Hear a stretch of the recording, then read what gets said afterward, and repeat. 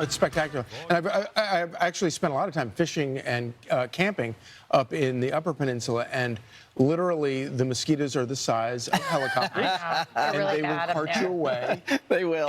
But it really is. It's such a wild. It's like Alaska. It actually reminds me. Yeah, of it's Alaska. really, really pretty. And I know we've actually talked about this previously on the show, but if you haven't been, it is a whole other country, as they used to say about Texas. Yeah. It's really pretty up there. Get a chance, you should go. It's worth the road trip if you're going to do a summer road trip. Totally love the UP. Fantastic idea.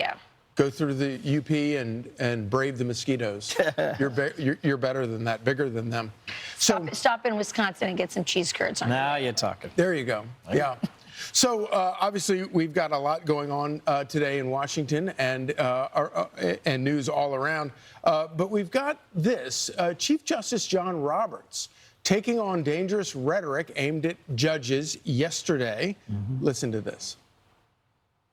And I took that as kind of a shot. I assume that that's a shot at both sides, but you make a good point. He wasn't nearly as quiet. You didn't hear me talking nearly as loudly about this when Chuck Schumer talked about the Supreme Court reaping the whirlwind out on the front steps of the Supreme Court. And there was a guy who showed up at Brett Kavanaugh's house with crazy stuff in his trunk that was obviously trying to do some harm. Absolutely. And this is one of the problems with discourse in Washington. It's sort of oscillates. Sometimes it's overheated, and other times it's quite muted. But the truth is, when it comes to judges and the judiciary, some of this is actually borne out by lawmakers and the way that they are, I believe, irresponsible in the way that they speak. You mentioned Schumer, and I can point to probably chapter and verse a number of people making arguments against the judiciary, even when they are just trying to do their jobs. But don't mistake criticism for somehow condoning violence. I think sometimes they should be criticized. Some of the judges do a poor job and can't figure out, space aliens and legalese and things like that. So I think Or who is a woman? What is a woman? You know what I'm saying? Yeah. Kentucky Jackson. Yeah, especially if you're putting people on the court exactly for political partisan purposes. And that's not what we want. Right. What we want is we want a nonpartisan judiciary. That's right. You need to have a nonpartisan. You can't have it both ways. And I think she will look back at her decision this week, and people will criticize her, I think rightly so, because we have video evidence of you saying the exact opposite thing just a couple years ago. Yeah, but that was about an abortion chemical, and she's totally for that. Oh, yeah. So let's move on to this, because New York, as we've been reporting all weekend long, I'm still reeling from the fact that this candidate, Mamdani, did so well in that primary election, and now... And Rachel, you've been talking a lot about this, and I think it is so important, and it's so true. We older people recognize, we remember the Soviet Union. We remember, we have lived through countless examples where socialism has destroyed people. That no ideology has killed more humans in human history than socialism. 100 million people have died under socialism in every one of its iterations. But that's enough for us to kind of remember it.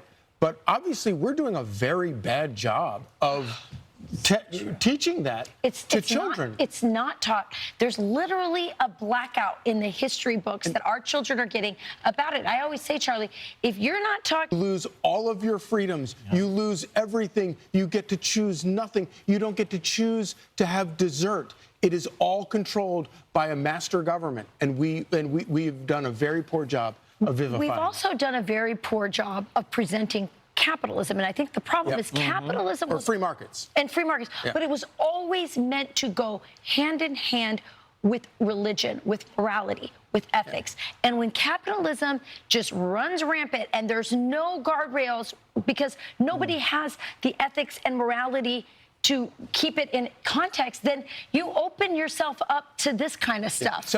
Self-governance requires responsibility, self-control. Self-control, morality, and responsibility. You know what they say, eventually you run out of other people's money. That's right. Yeah. All right, now the 4th of July travel rush, as you can well, prices are lower than they've been for quite a while. Chanley, that's always great news. Thank you, my friend. Appreciate Thanks, it. Chanley. We talk about America being back. I mean, when you see those kinds of numbers, people out there road tripping, traveling, those are really good signs. Absolutely. And those car's a bit of a gas guzzler, so I'm like, good, lower prices.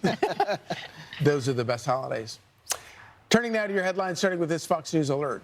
Right now, the door came off though. That never, and of course you remember on the General Lee, the doors couldn't open. That's they would right. never They had to open. hop They would have to on go in. Right, through- they go into they'd the have to window. go I through remember that. through the window. But there, apparently, the door wasn't fastened quite as well. I love that you knew that reference. That is awesome. Them Dukes, them Dukes. I love that.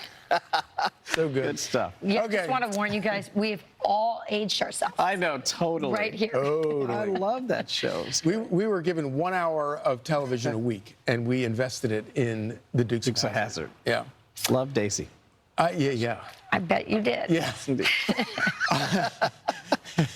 Catherine Bach, was it? Yeah, I think it's Oh, right. yeah. Catherine Bach. Yeah. Okay. Operation Midnight Hammer destroyed. Nicole, so great to see you, my friend. I'm thrilled that we're doing this because I've seen people out there, generally at the mall. Some of them are elderly, but they're moving and grooving, and it seems to work for them.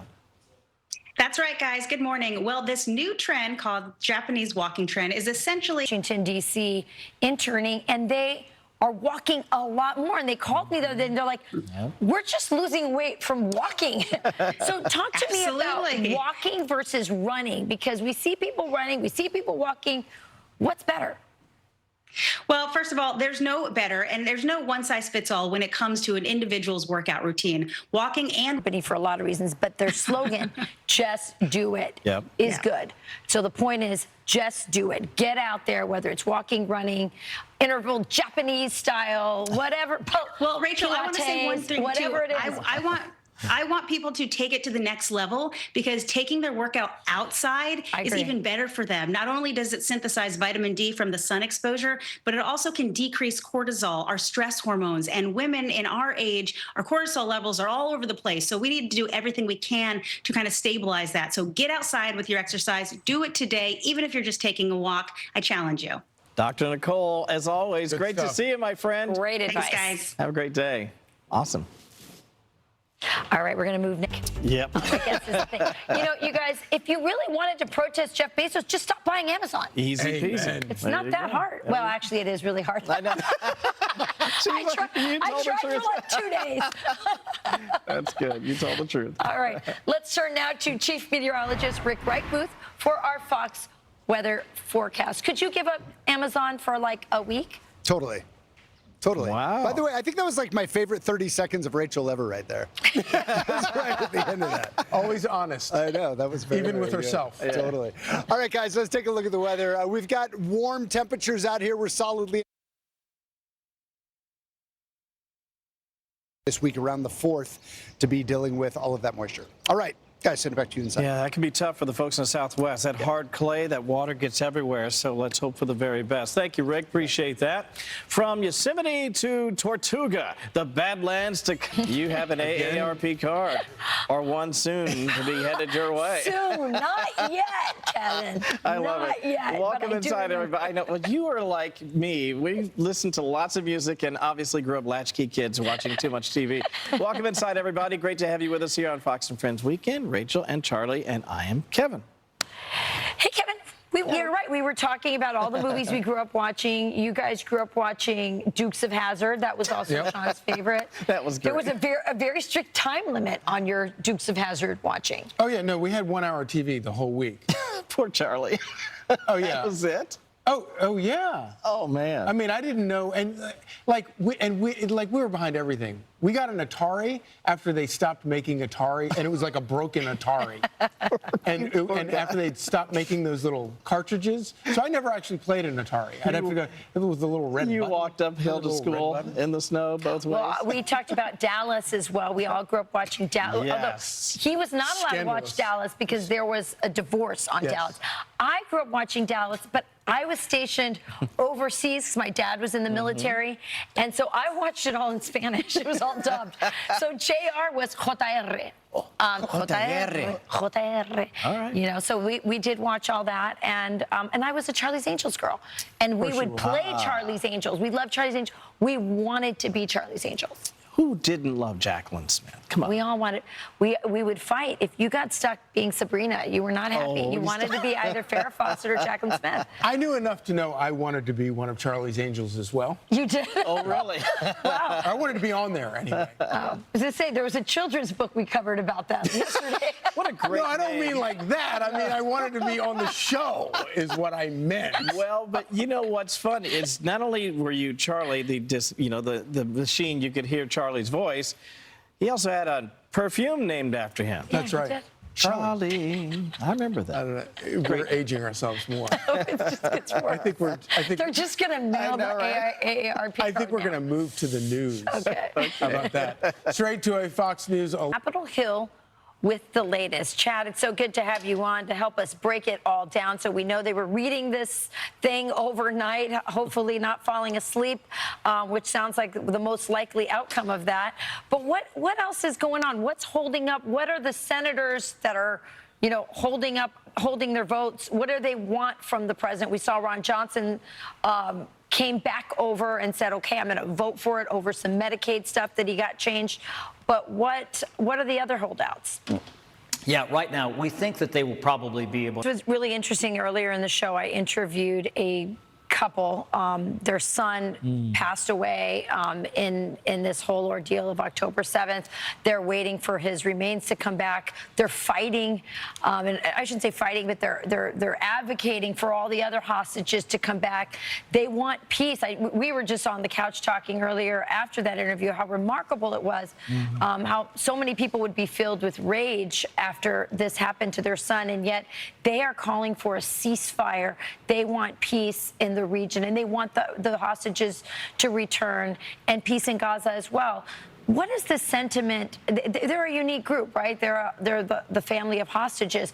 What is the sentiment in Israel in terms of their domestic politics for this?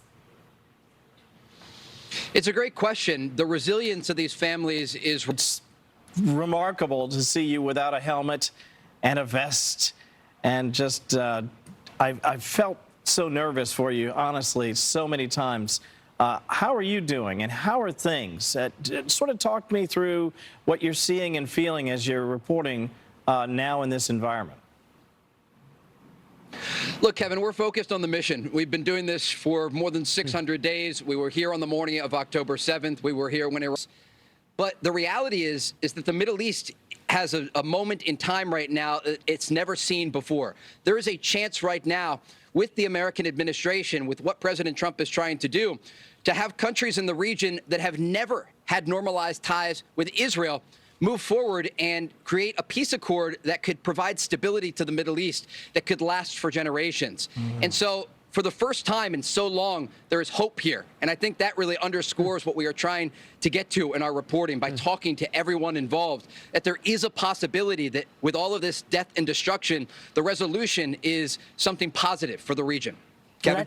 Let's hope for that. pray, yeah. For the hostage families, for the Gazans who are suffering, many of them starving. It's been horrific on both sides. And so we thank you so much, Trey. Your reports have been invaluable to all of us trying to understand what's going on there. Thank you. Thank you for your Stay safe. brave reporting. Yeah. We've got plenty still on deck coming up in a new twist. I have a feeling that protest will not go so well. Well, especially if they're flying Mexican flags. You guys are in the wrong country. Like, what are you doing? Like, what is going, what, there must be, just for political points. Sure. Why isn't the Democrats going to all these NGOs that they're funding with our tax dollars, yada, yada, yada, and say, hey, guys, we're with you on this. It just doesn't look good that you're flying Mexican flags. Stop. And, You're not winning the argument. Yeah. no, you're hurting yourselves. Absolutely. Well, also, who is winning the argument is President Trump. And one of the ways that he has managed to take over the political establishment is by celebrating work, actual work. Yeah. And apparently, teenagers, a lot of teenagers graduating from high school, are getting the message and waking up and realizing that actually going to college and learning underwater basket weaving is probably not the most useful thing to do, but actually going to trade school and learning how to work with your hands and celebrating actual. Some amazing stuff, may have a great living, and you can have that job without having to worry about a boss necessarily. Some of these jobs you can go out on your own, HVAC and other things like that. Get out there and make a good living. I love this idea. Me too. Good for Mike Rowe and everybody encouraging that line of work. Work is good. That's right. Okay, on to this. IDF says they've taken out. Alfonso here to explain. You know, it is just so nice to see a bright, shiny face, and it's even better to have somebody, you know, who's related to somebody here. Yet another Duffy. So, Evita, what is it about this candidate and this election and Gen Z? Is it social media? Is it the issues? What's going on here? Help us break down what Gen Z likes in him. It's really simple, you guys. The American dream is unaffordable for this next generation. It's New York City where he's been elected. And of course, New York City has been run into the ground by decades and decades of Democrat policies. And you make a great point about housing. When you import millions of illegals into the country, and then not only do they have to have a place to live, but then the government, taxpayers are actually paying for them to live places. You know what's going to happen? The price of housing is going to go through the roof. And where has it gone? Worst of all, here in New York City, where Democrat politicians have turned this into a sanctuary city and invited all of these hundreds of thousands of illegals into the country and then put them up at taxpayer expense. Oh, it's such a great point. Why, if you're a New Yorker, you can't afford your rent, and now you're subsidizing an illegal migrant's rent? I mean, that's just crazy talk. Right. The right is able to actually address this issue in a way that Democrats. Evita, that there are a lot of middle class and lower income New Yorkers, for example, that didn't believe this stuff. It's like they're not buying what Zoran is selling. Why do you think that is? Listen, I think that there are a lot of people who are really interested in candidates who actually want to put their interests first. And even if Zoran is somebody like AOC, for instance, right? This is somebody who was able to get people to vote for President Trump and AOC at the same time. They're just looking for candidates who really care about putting their interests first, who care about actually the well-being of the American people or of New Yorkers. This is what they're looking for. This is what the American people want as a whole, but especially young people. And the right is in the best position to actually message that. Well, Evita, I have faith in you that you're going to be able to convince all of your fellow young countrymen and women to realize the horrors of socialism. Thank you so much. I totally agree. I'm an anti-communist. If you look at the history of the Campos family, you will see that we have been through lots. So thank you. Great to see you. Great stuff. That's true. Great to see you. Thank you, Evita. See you soon. Turning now to your headlines, starting with a Fox News alert. Your headline. Isn't it amazing, all these people that slip between the cracks, and we're seeing these are cracks in the criminal justice system, and now there's a president who wants to create an office to address those people who shouldn't be, sent to prison for a long time over things like this. Quick break. We're back after this.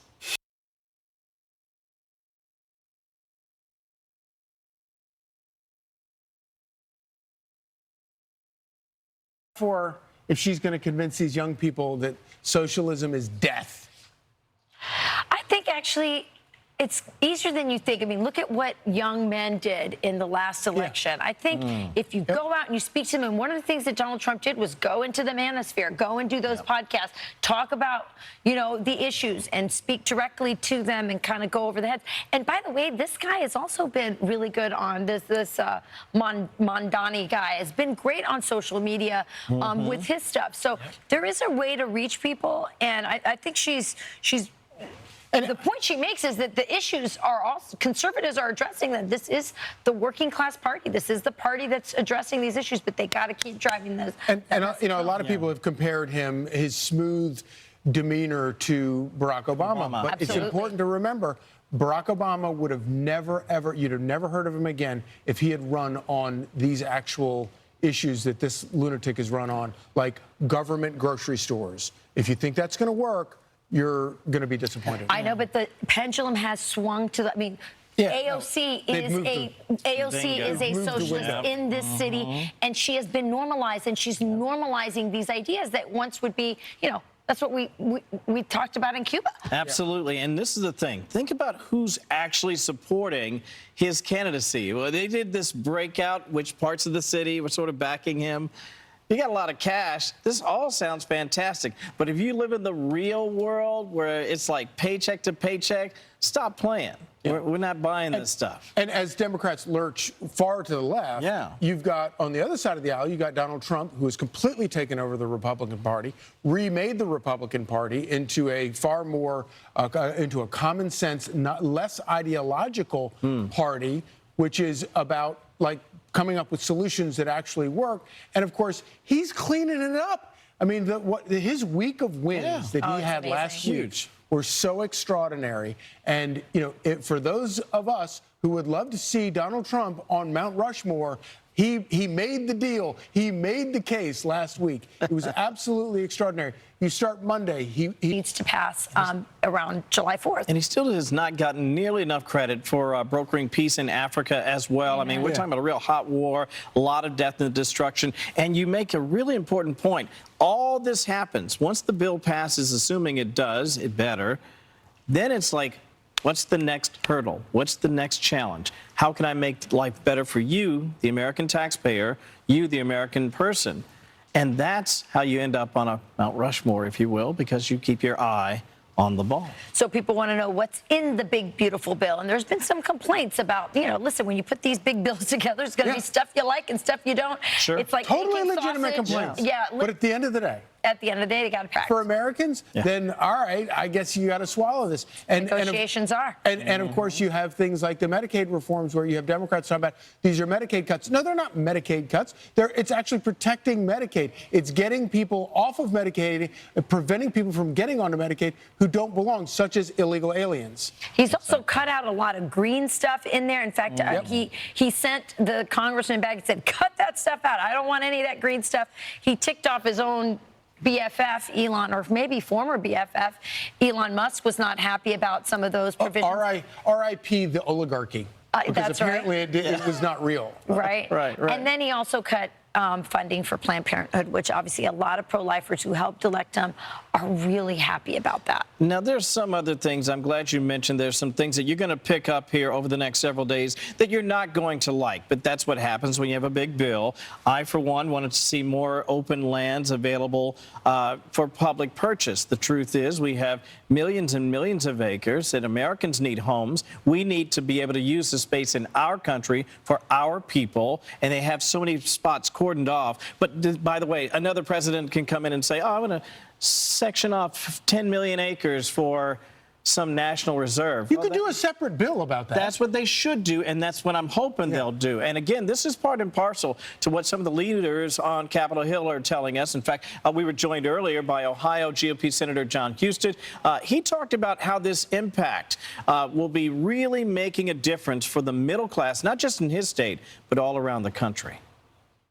Again, small business, farmers, people who are just trying to get a leg up. I mean, let's face it, a lot of competition out there. We're trying to reel back in some of the housing competition, reel back in some of the available job competition because, again, millions and millions of people have come to this country over the last several years that ought not be here. They were not here legally. Right. I think he's saying, listen, let's do all we can. Live. Watching all of the debate and now currently the reading of the 940-page bill, the poor clerk.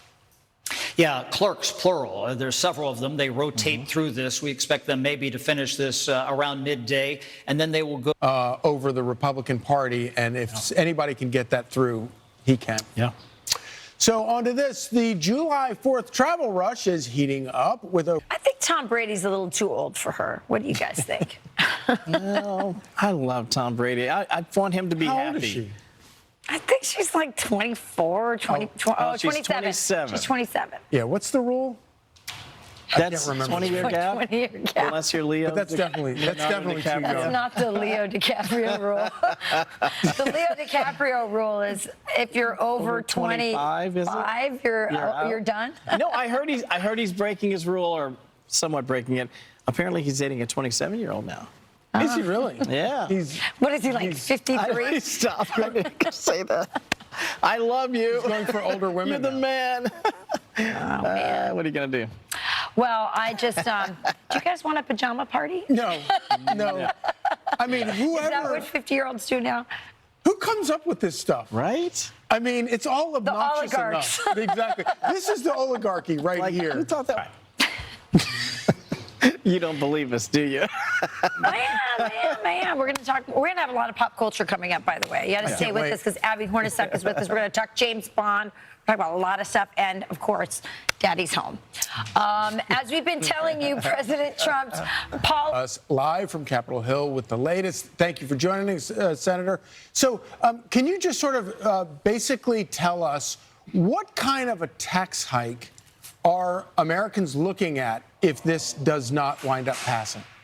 Well, you're absolutely right. This bill is about us keeping our promises to this whole bill is part of our comprehensive economic plan to help the economy, lower prices, lower taxes, more jobs, better paying jobs, more money in people's pockets. That's what the Romo speaks to President Trump at the top of. Well, welcome back. It's time for another pop culture roundup, and we're back with Fox Nation host Abby Hornacek. We saved the best for last year, so we're going to start off with this, Abby, because President Trump went to the Netherlands this week, and the NATO Secretary General called him Daddy, and then the White House, who has the best team ever, they seized on that opportunity with this amazing video. Watch.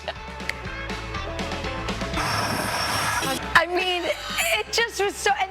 And then to boot, Abby, the foreign minister of Iran also referred to him as Daddy. Yeah, what is going on, Rachel? At least they didn't say it the way that Kevin Corke did. You know, my first reaction to this video wasn't the video itself. I immediately thought of a bunch of little like Gen Zs. Maybe they're millennials or Gen Xers. I'm not trying to discriminate, but sitting around a table, listening to this moment, being like, what can we do with this? And then coming up with that.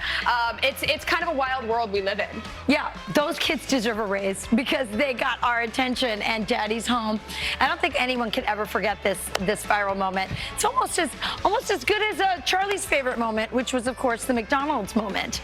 All right, so here is Michelle Obama. We've been talking on pop culture a lot, Charlie a lot as well, about the divorce rumors with these two. Charlie loves drama, doesn't he? Oh yeah, no, he loves to hate these two.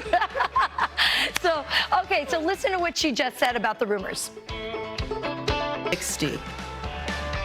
All right. I don't know their personal lives. I do understand that people make judgments based off of what you do or do not post on social media. But at the same time, she does this podcast with her brother, and she shares a lot. So, of course, people are going to ask questions when she talks about her and Barack Obama having some rocky patches in their relationship. So if you don't want people to ask questions, then maybe don't share on a podcast with your Or how about when you're on a podcast and somebody asks you, do you ever wish you'd had a boy? And you say, no, because then he'd turn out like Barack.